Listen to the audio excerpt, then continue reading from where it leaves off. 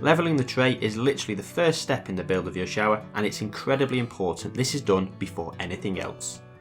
To level the tray, push it into its final resting position, then use a spirit level and see where the bubble sits. If it sits in between the two lines, perfect. If not, what you need to do is to lift the tray up onto its side and change the elevation of the adjustable feet by either screwing them in or unscrewing them.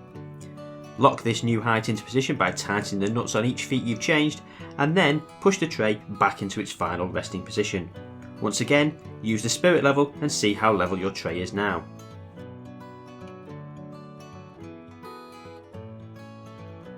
Keep repeating this process until your tray is completely level. Once it is, you're ready to start the build.